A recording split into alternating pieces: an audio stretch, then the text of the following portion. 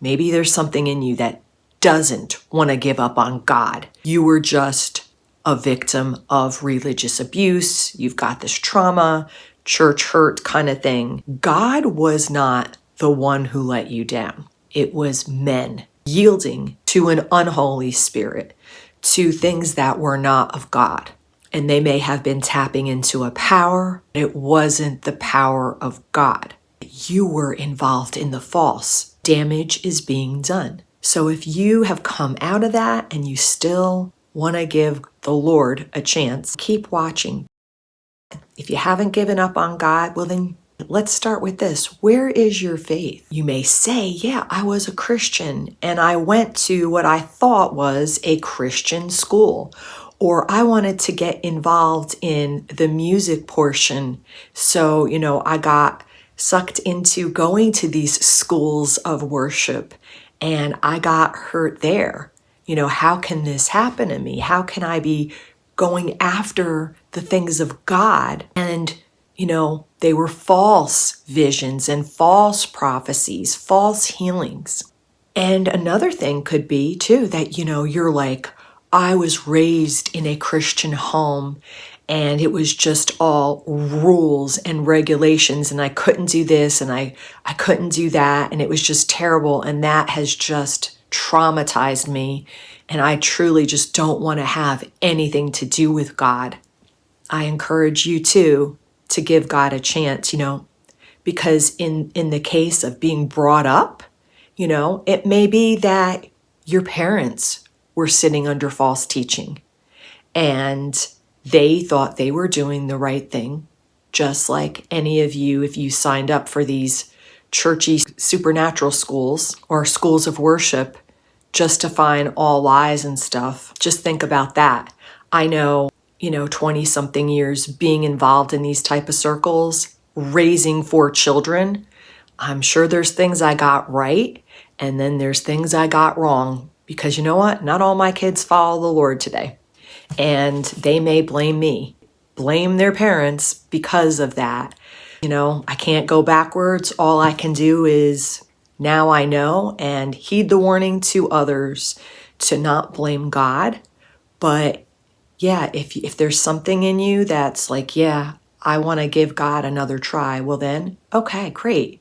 Well, take a look, even if you're deconstructing and think about this, okay? Where is your faith? When in your upbringing or in those circles, right? We can't go backwards. All we can do is kind of start over again, get a fresh start. And it's like, where is your faith now? Examine, think about these things. What did I believe? And is it correct? Like, is it truth? Is it biblical truth? Or could you potentially yourself just perceived something wrong?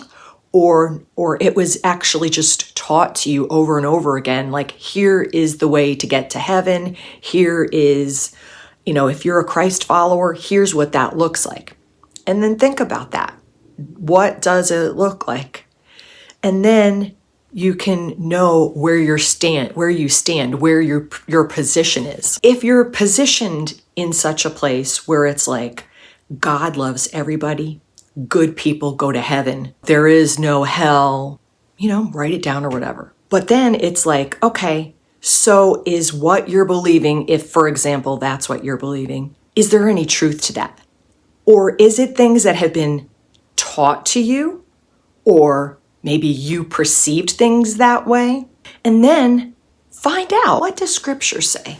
Because if you want to follow God, don't just listen to man. We throw out like these Bible verses and everything, but have you ever taken that time to really see, like, I don't want to base God or my faith on my experiences, good or bad, or what people have said, and say that's truth. What does God actually say in His Word? Because what you'll find is God does have a standard, but when you learn not only what the standard is and even like a lot of the reasons behind it, you'll be looking at God a lot differently than what's been presented to you. Because us people, the Bible tells us that Every single human being. We all fall short of God's standard. What holiness is, right? He is creator of all things. He sets the standard, which is good because people are not perfect. So can you imagine if we set the standard? And think about this. In these false churches, they were setting the standard. They were even mixing what God said with the false. And that wasn't good, right? That's why we all got traumatized and hurt because of the lies and the deception. But God, He made us and He sets the standard, so that's good. And then when we go to His Word, we will see God reaching out to people. And then just look what they do when they're left on their own. You know, when they set their own rules and do what is right in their own eyes, you see, and then people are like, why are these things in the Bible? It's like, that's the result of man going their way. You'll see that everybody has sinned. They can't hit the standard that God has set. And then when you read in the Old Testament about like all these different sacrifices and everything that they needed to do, the Israelites, it was like something that was put in place temporary until the perfect could come along. Blood needed to be shed for the sins of people, you know, the intentional and unintentional. Innocent animals, their blood needed to be shed for the sins of people, and they had to go to the priest and everything. That was for a time until the perfect could come along. God had a plan of redemption for all mankind, for sins past, present, and even future ones that we would do. And He Himself came down as Jesus in human flesh and lived the perfect life because He met all the qualifications for God's standard of the perfect sacrifice. So He came Himself, praise God. And, you know, no man could be the perfect sacrifice. And yeah, He lived that perfect life and came and walked among people on this earth.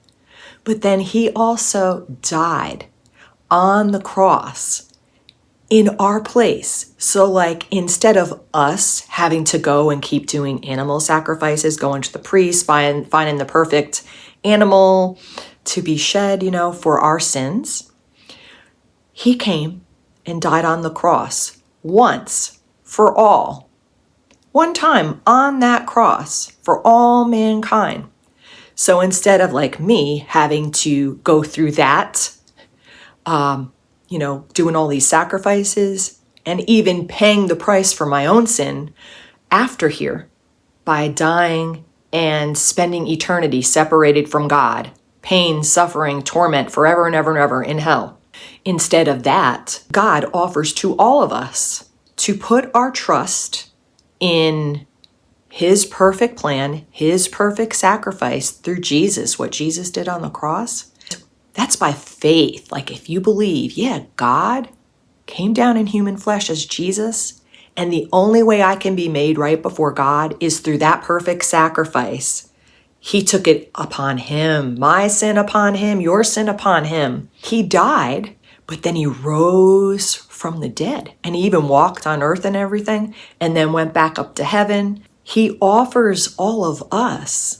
He's like, put your faith and trust in me, not in sacrifices, not in good works, like nothing that we can do or say will ever make us right before God. So if I say yes, I am totally going to put my trust in what Christ did to make me right before God, because we put on that righteousness of Christ. So when God sees us, He doesn't see the sin and everything. He sees that we're covered in Christ. We're covered in that sacrifice that Christ made on our behalf, because that's what we said, yes, I'll take that. I'll take that free gift. That's what I'm going to count on. That's what I'm going to put my everything in.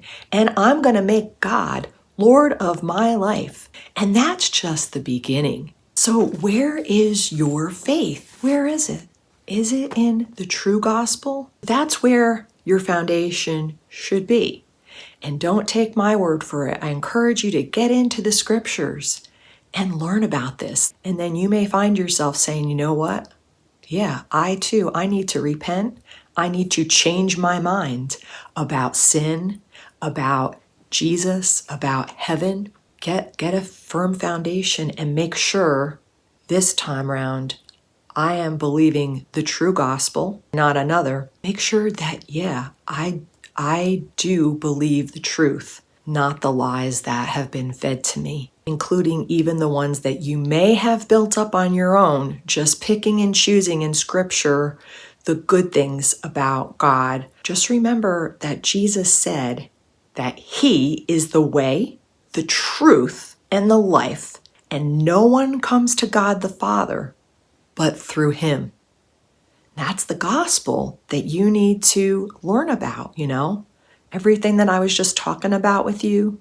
Then you'll have a good start, a good foundation, especially if you say, yes, I want to put my trust in what Christ did one time for all mankind, for forgiveness of sins and righteousness and all the awesomeness that comes with that. And then in my next video, I'm going to talk about how to keep going from there, because a lot of times people will just start there, and then if you don't keep going in the way of the way, the truth, and the life, you could be also led astray.